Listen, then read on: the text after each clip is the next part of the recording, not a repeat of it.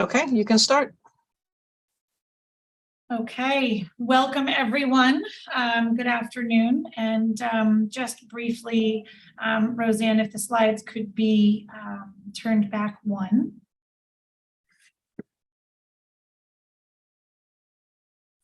And while they're working on that, it is a distinct pleasure this afternoon to be joined today in our conversation by Marc Palmieri for a conversation on the impact that seizures and a diagnosis of epilepsy can have on patients and their families.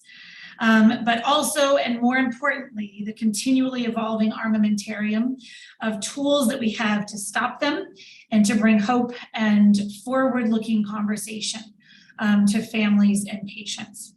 I hope that our discussion does help to answer similar questions that you as either practitioners, family members, or patients may have about what seizures are, who may be a candidate for surgery, and the outcomes that we can expect in certain patients.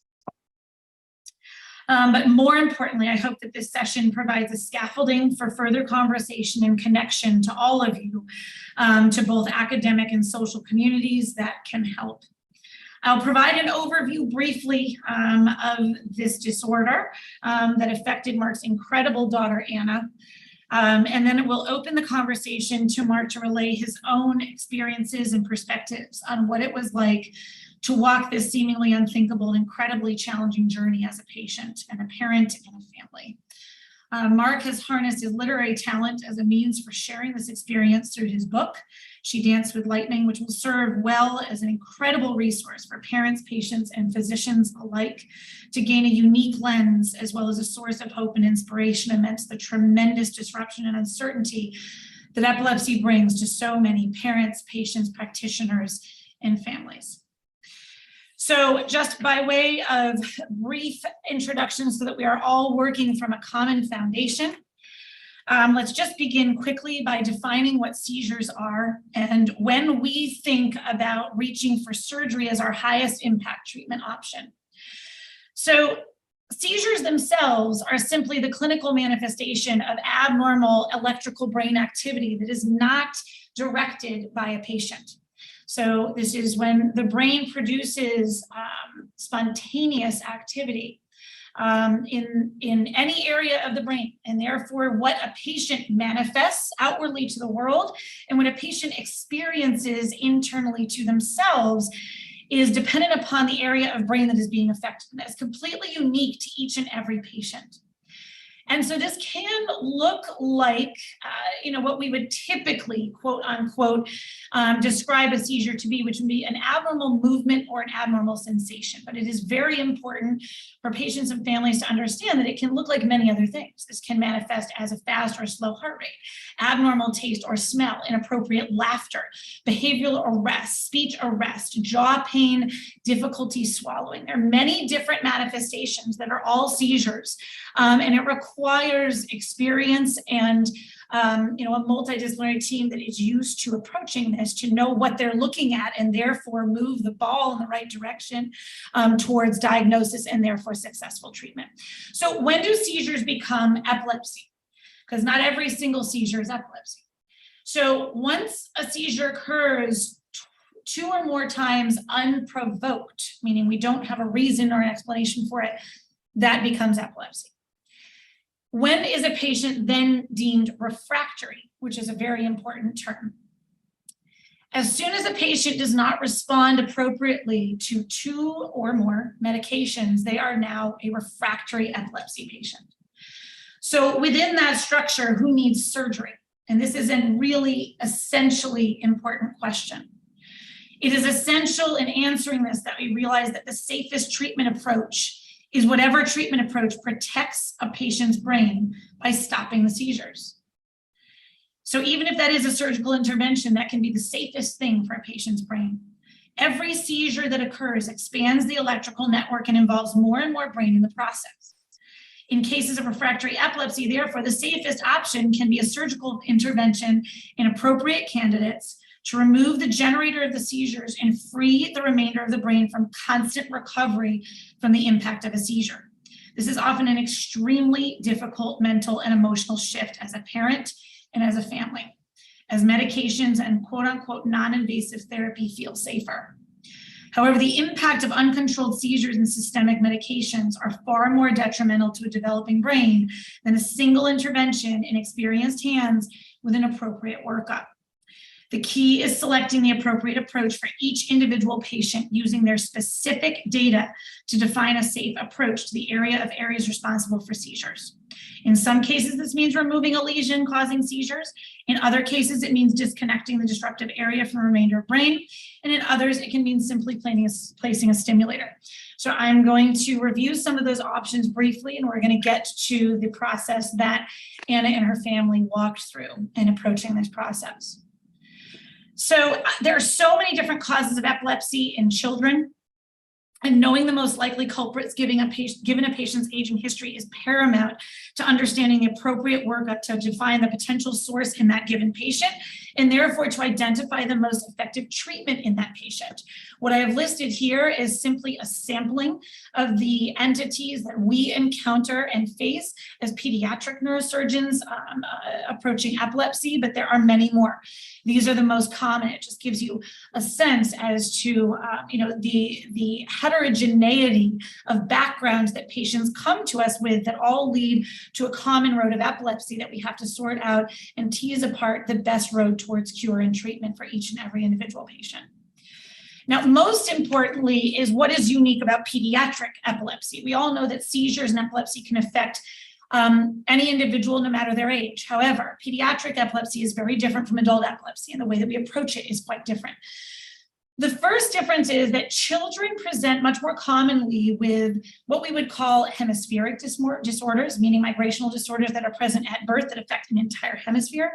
They much more commonly present with dysplastic disorders or migrational disorders, such as in Anna's case, which is called cortical dysplasia or focal cortical dysplasia.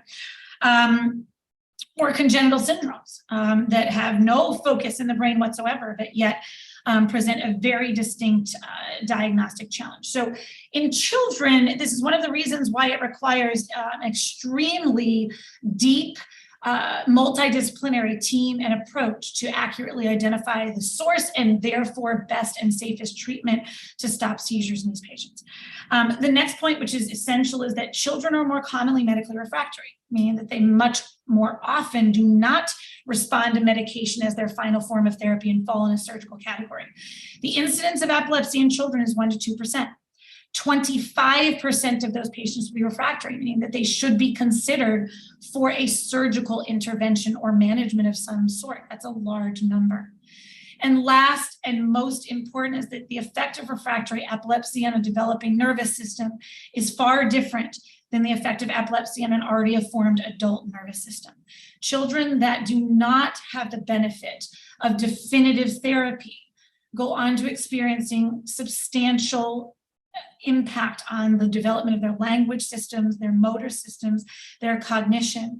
And for this most important reason, in children, there's a significant indication for early consideration of surgical workup and intervention. An overview of just what does this look like in terms of how do we start determining who is a good candidate for epilepsy surgery. Most important, and what is at the top of this list, is the team. This requires teamwork. The team consists of neurologists, neurosurgeons, neuropsychologists, neuroradiologists, and neurophysiologists. The dynamic between these individuals is paramount to the success and outcome of each patient. The dedication and depth of experience of this team is paramount to the outcome of each patient. In my case, the ability and opportunity to work with such a phenomenal colleague and partner as Dr. Schwartz, who is my adult epilepsy surgery colleague, is absolutely essential to our capability as a team here in achieving successful outcomes for our patients. Our goal as a team is combining a patient's clinical presentation to identify options for safe intervention. And I'll talk very briefly about what that means, then we'll look at what that meant for Anna. What this data, what these tools look like in terms of how we work through an individual patient's candidacy for surgery follows a roadmap that you see here. So we have an armamentarium and a set of non-invasive tools. And when we exhaust those, or we are looking at substantial candidacy, we move into invasive diagnostic tools. Now, each of these tools carries a degree of error, a source of limitation, and therefore it is necessary to intertwine each of these pieces of data to create a roadmap towards the safest intervention, the most effective intervention possible for each patient. So yes, what their seizures looks like is paramount. What their EEG tells us about where the seizures might be coming from is equally important, but then we need to start moving into where is the link between those pieces of information and where this network is in the brain. And then more importantly, can we disrupt that network safely and keep a patient exactly who they are and what they are, and more importantly, hopefully moving upwards away from a life with epilepsy and towards a life without. And these are the tools that help us define a safe roadmap, our ability to define the networks that involve epilepsy in the brain and how those interact with the normal networks in the brain to give us what we call, our flight plan towards safe intervention. The treatment approach, therefore, for many families and patients looks like this, where we begin with medications. We can sometimes overlay a ketogenic diet to provide better control in some cases, and in some cases overlaying neuromodulation with VNS and RNS.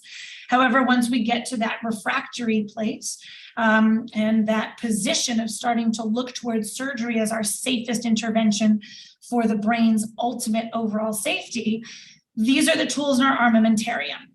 Removing the focus, disconnecting the focus, or moving into more advanced but less invasive tools like laser therapy and focused ultrasound. So very briefly, and these will be my last couple of slides, what does that look like? So no matter where the seizure focus is in the brain, provided a very, very global schematic here in the upper left, we have the ability to remove those foci as long as we have a safe corridor, no matter where it exists in the brain.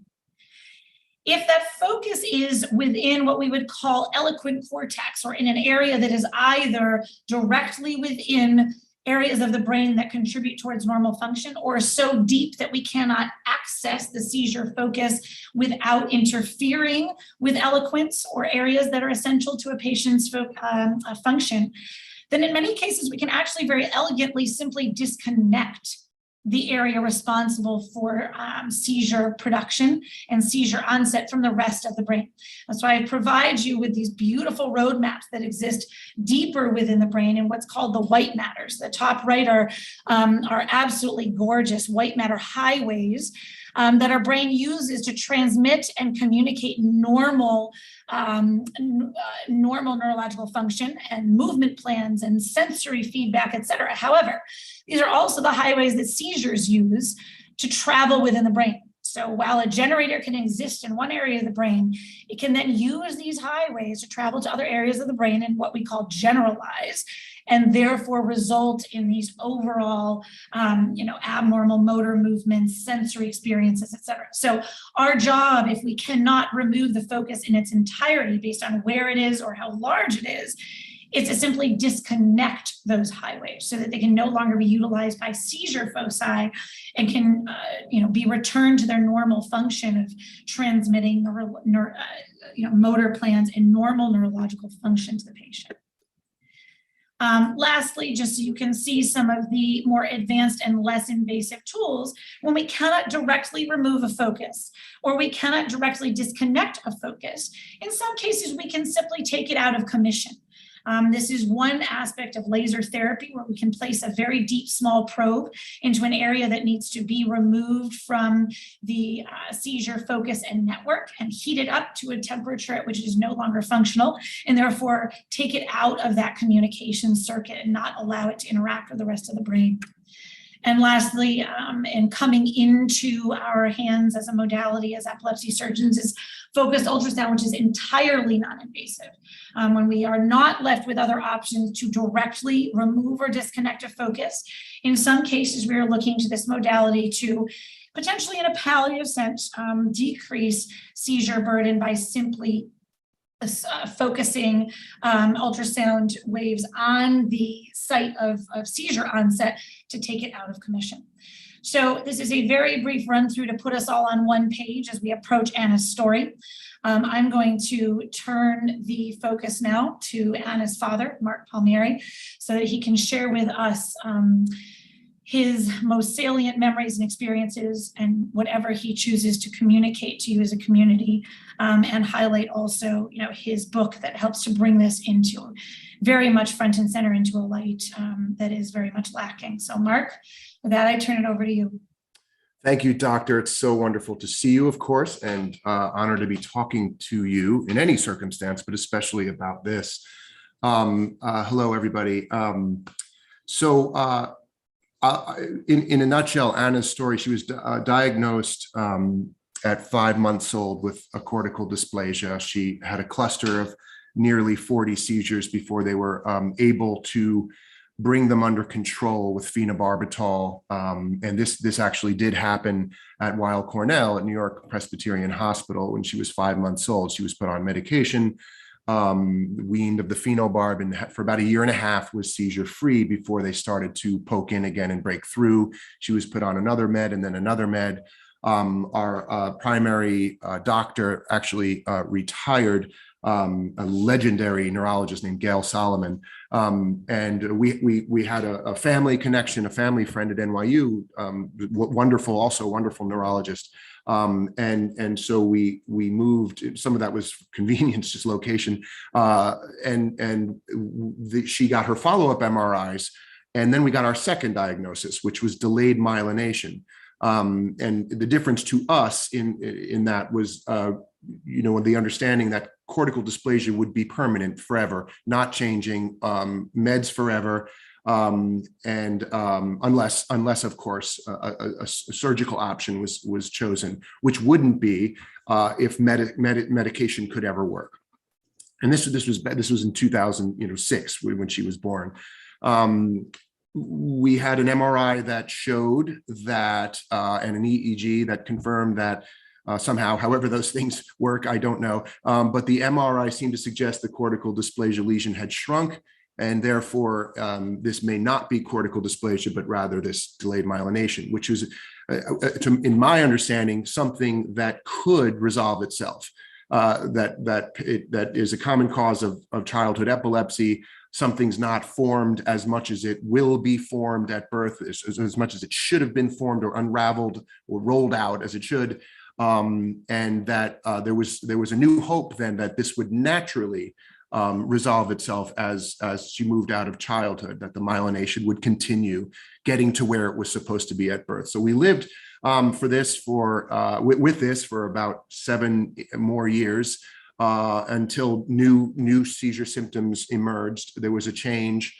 We ended up back at Weill Cornell, who did another set of course, MRIs, and returned to the original diagnosis of cortical dysplasia, and decided there that that Anna could be a surgical candidate. First of all, just based on the severity of she was really spiraling. She reached a state of near status epilepticus at that point. I must throw in that there was another diagnosis at some point, which that Anna might be just having panic attacks.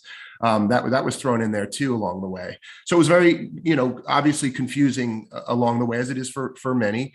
One of the first things the doctor said today is that sometimes you don't know what you're looking at. You don't know what the different machines come up with different things. Different doctors have different experiences, so and a child that among other things, children are always changing, and so it always was a mystery.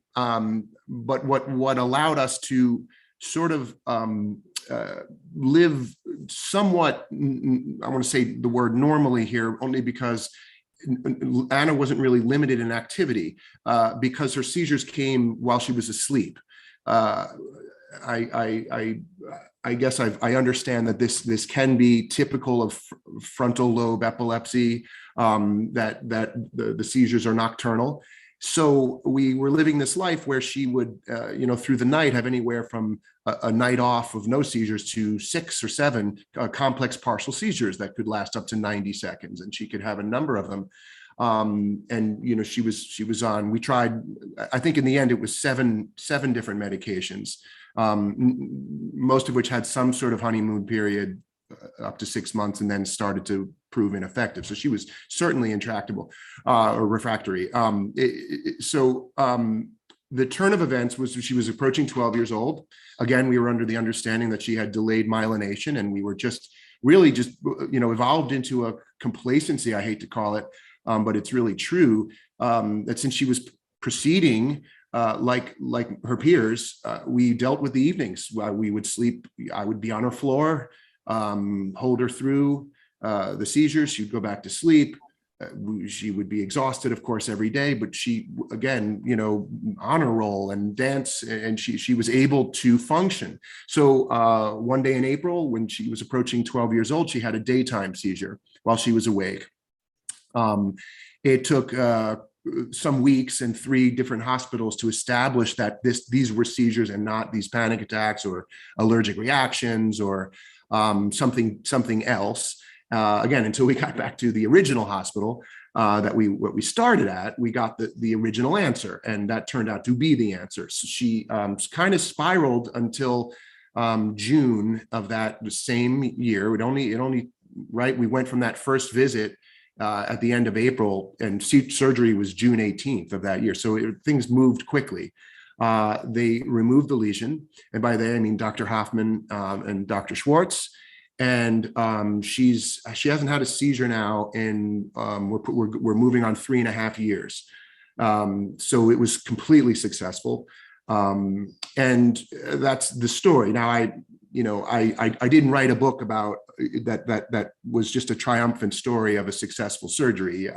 The life with epilepsy, there were 2 kind of sections now. The life we were living for those 10 years, thinking the wrong things, but also just tolerating the condition, and locking in there and proceeding day to day, taking our foot off the gas a little bit in terms of looking for more, because again, the results were day to day that she was proceeding in mainstream way.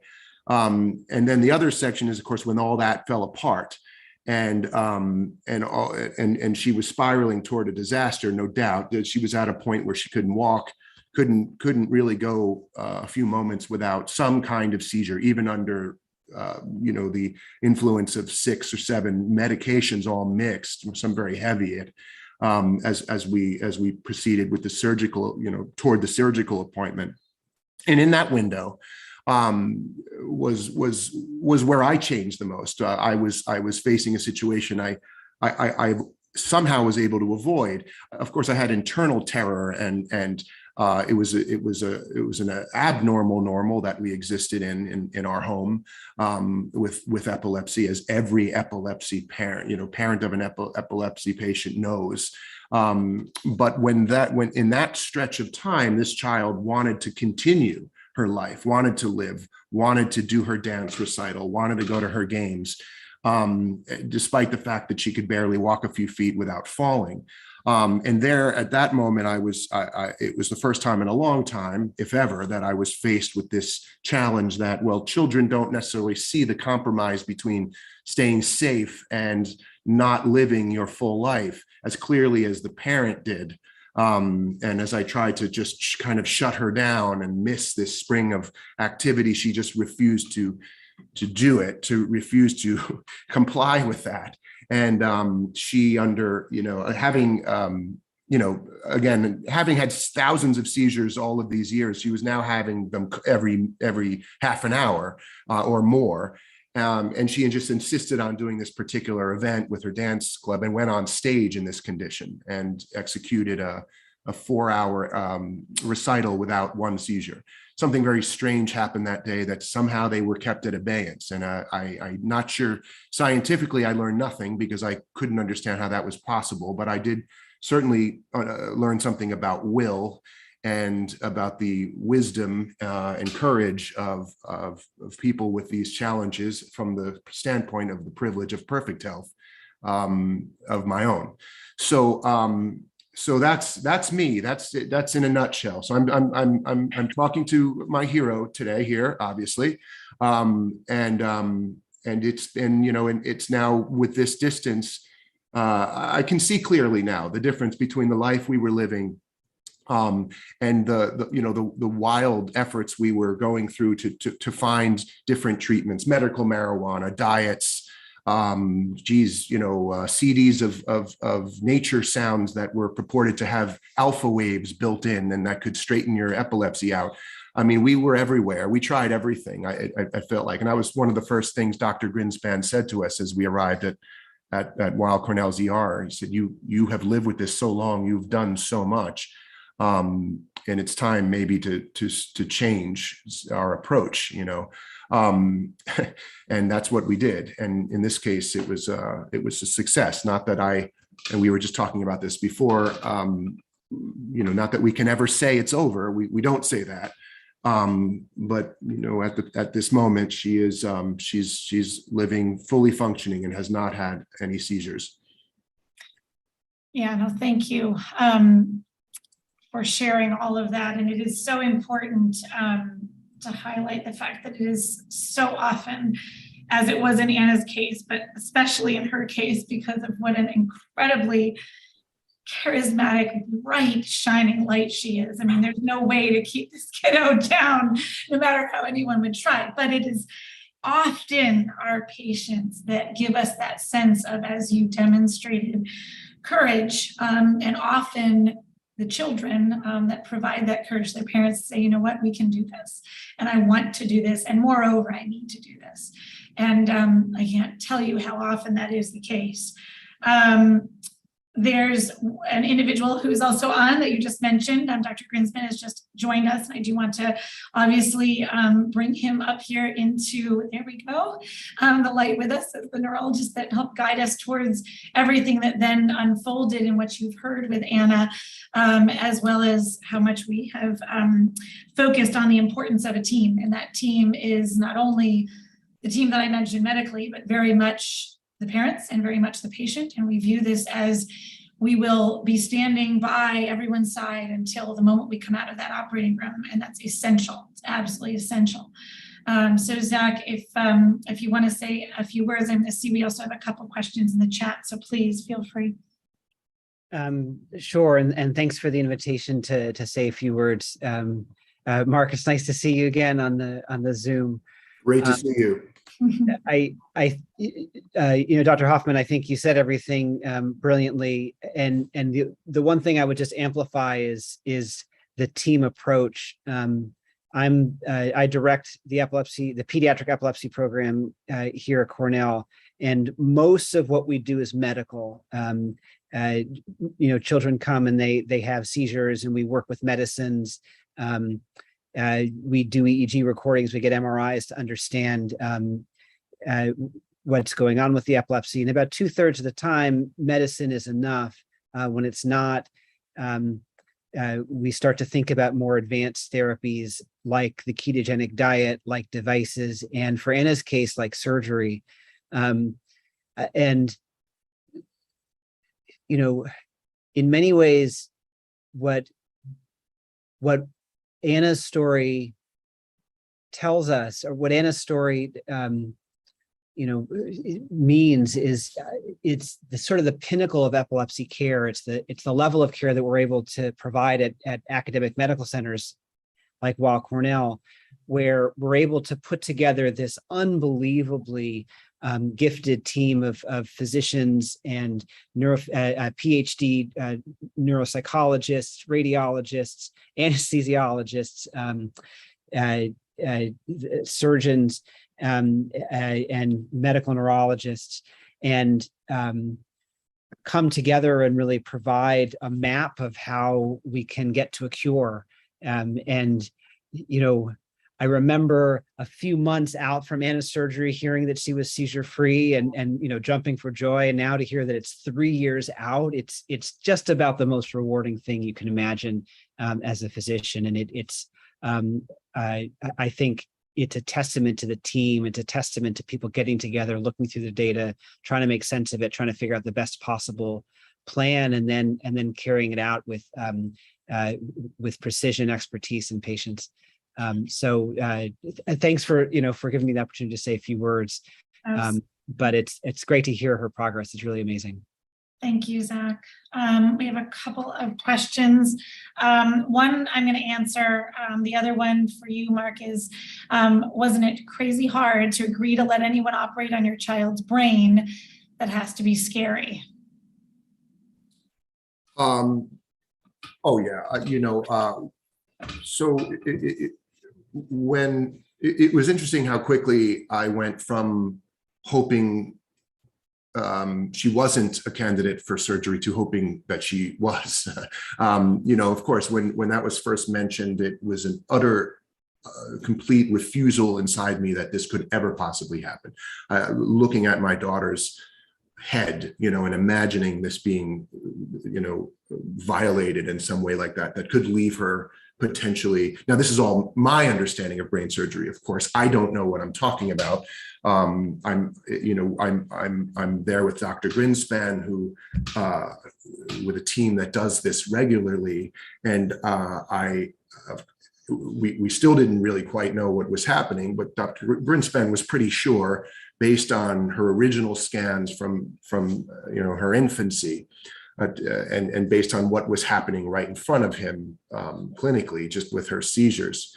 So when it was confirmed that it was a lesion and that a surgical conference, a surgical consideration would be had by the team. Now, at this point, even though I'm dreading the idea of brain surgery, it's a potential answer. It's a potential because I'm looking at a child who is, in my mind, dying there, and nothing is working. In fact, it was really hard to just stop the seizures in the ICU at this point, which we never really completely did, and immediately Dr. Grinspan started talking about teamwork, about with great enthusiasm, interdisciplinary teamwork, with a warmth and an excitement that when I described it to a former student athlete friend of mine from Wake Forest, he's down in Gainesville, and he's sort of my telehealth friend. He's diagnosed many things,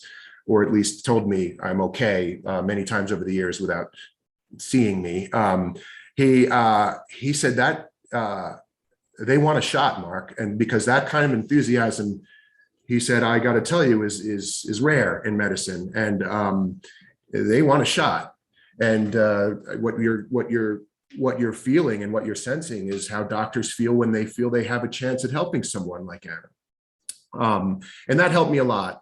I remember, my first impression of this team.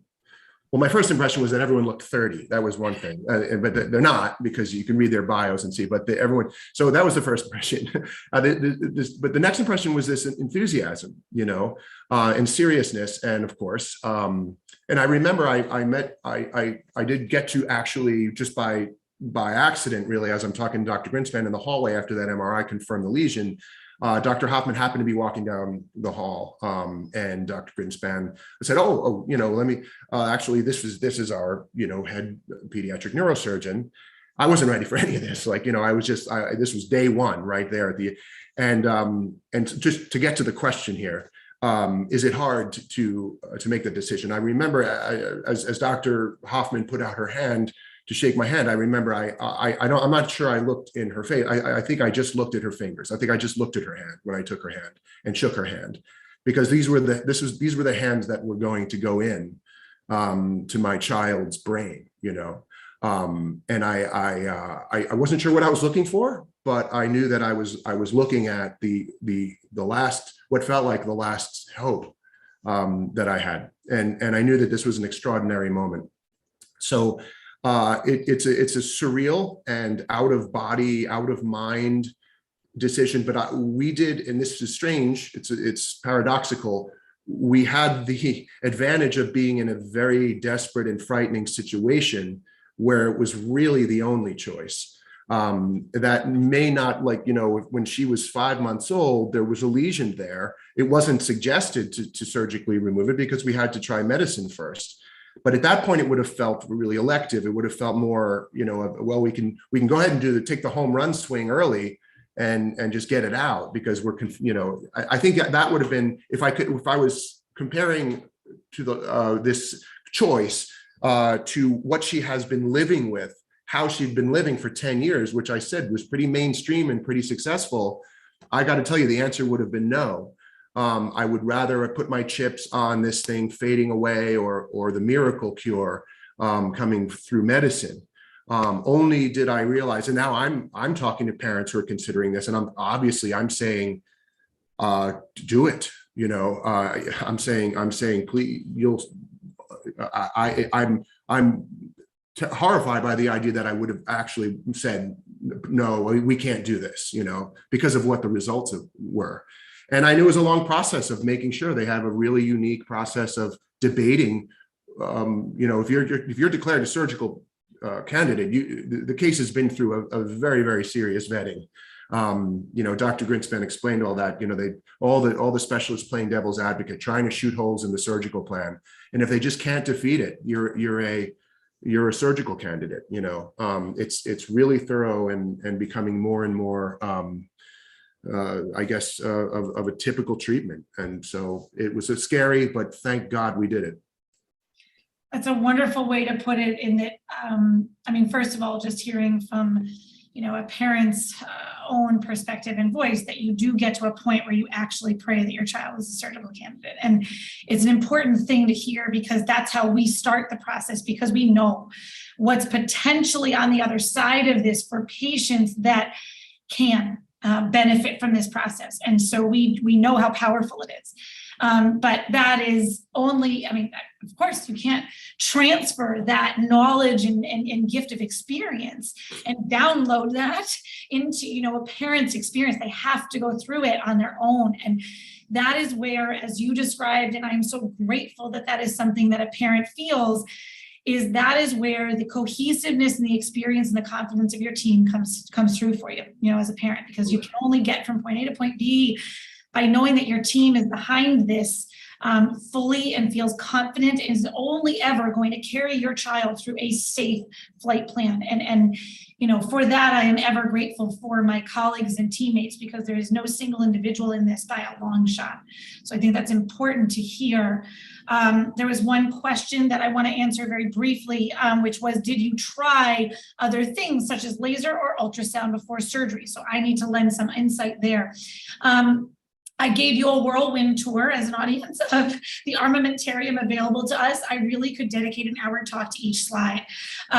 It's laser and ultrasound are palliative approaches that we utilize in patients that are not as lucky to be able to have a direct resection of their seizure focus cure them. Okay, we knew that Anna was going to fall in that category. In children that we know we have a shot at a cure, we take that shot, as Marc said. And we know that we have their entire life ahead of us that we are trying to put back in their hands and take out of the hands of this process.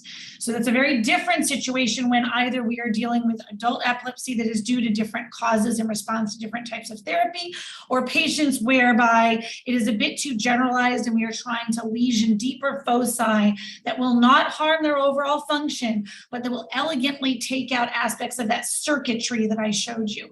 Those are absolutely options, and I'm more than happy to discuss with anyone offline that needs my contact to go over how this may or may not relate to your family member.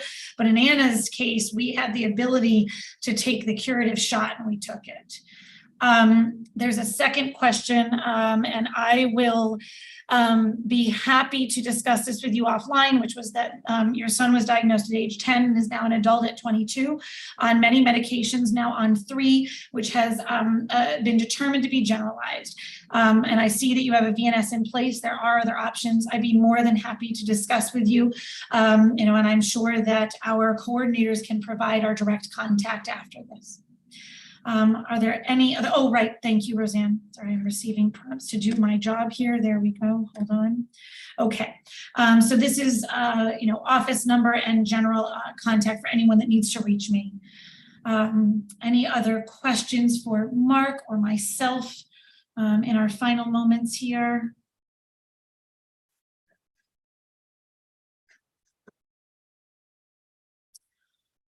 Okay, I hope this has been very helpful to all who are on board here and can hopefully serve as a springboard. Again, as we began this, the most important aspect of this is turning communities inward towards one another. There are a lot of people that are moving in parallel lanes here and can be of tremendous help to one another, tremendous help as patients, tremendous help as practitioners. And that is honestly the most important aspect to any entity, is creating community that can help one another. And Marc, I cannot commend you enough for being brave enough to put this into words and to send it out there into the world. These are tremendously difficult, challenging moments that you have now allowed others access to. And I think I can speak for everyone on this call and those that have yet to experience your book that they are exceptionally grateful for it. I thank you. And I hope that we hear from all of you in the future and that this was helpful. So thank you, Marc. Thank you. I remember how valuable it was when we would hear anyone talking about epilepsy in any context, when and we still feel that way, but how desperate we were to hear other people interested in this insidious thing that so many people are working to eradicate and to treat. And so that's what I'm trying to do.